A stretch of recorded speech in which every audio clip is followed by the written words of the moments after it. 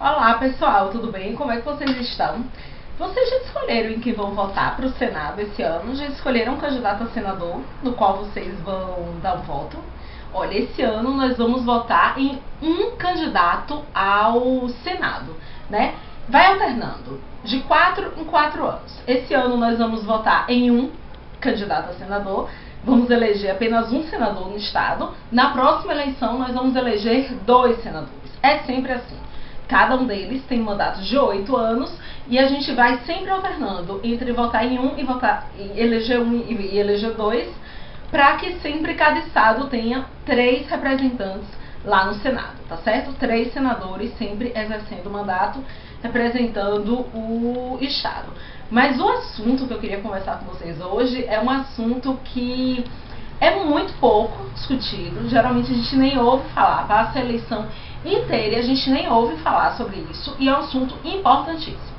Eu não sei se vocês sabem, mas pode correr o risco de vocês, de todos nós, né, votarmos em uma pessoa, a gente querer eleger uma pessoa e uma outra que a gente nunca viu na vida, nunca nem ouviu falar, não sabe nem quem é, não sabe nem de onde surgiu, efetivamente sentar na cadeira do candidato que nós elegemos e exercer esse mandato, tá certo? E eu não estou falando de segundo lugar, de nada disso, tá bom? Eu estou falando de uma figura chamada suplente. Cada candidato a senador, ele carrega consigo, né, 2 suplentes.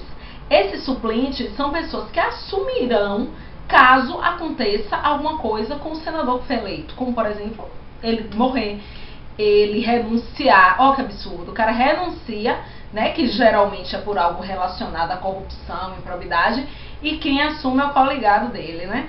Tem também a situação do senador sair do cargo para exercer um outro cargo incompatível com o exercício do seu mandato, né? Então são casos específicos onde quem assume é o suplente, e ele pode assumir, e ele assume inclusive de forma permanente, né? Então ele pode ficar até o final do mandato, dependendo da situação como morte, por exemplo.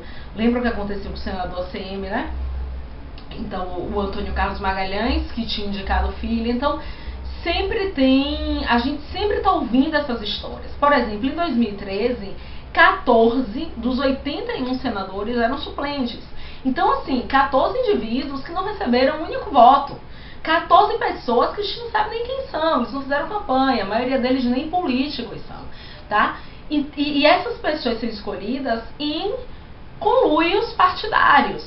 No momento em que há o registro da candidatura do senador, esses indivíduos já são escolhidos. Então, por exemplo, hoje nós temos os candidatos ao Senado, que estão concorrendo ao Senado.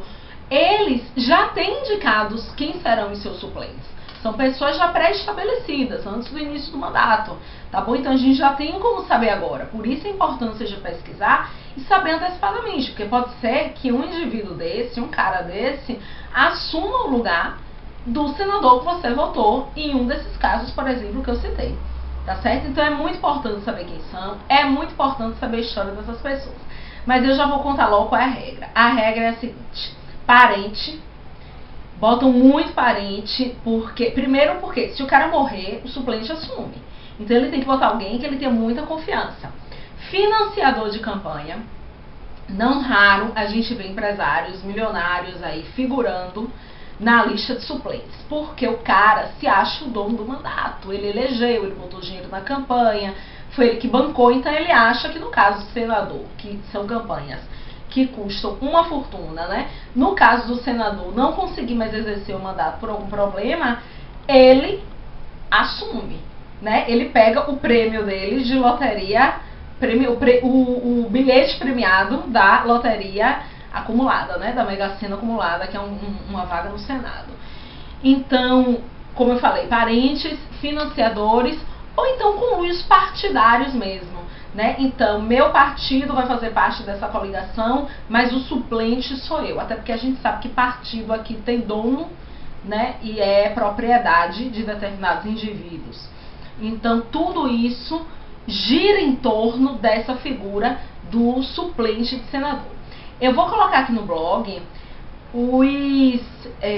os candidatos aqui da Bahia e todos os seus suplentes, para que vocês tenham conhecimento de quem são essas pessoas, tá bom? Então dá uma olhadinha no blog que lá vai ter a lista dos suplentes dos candidatos baianos.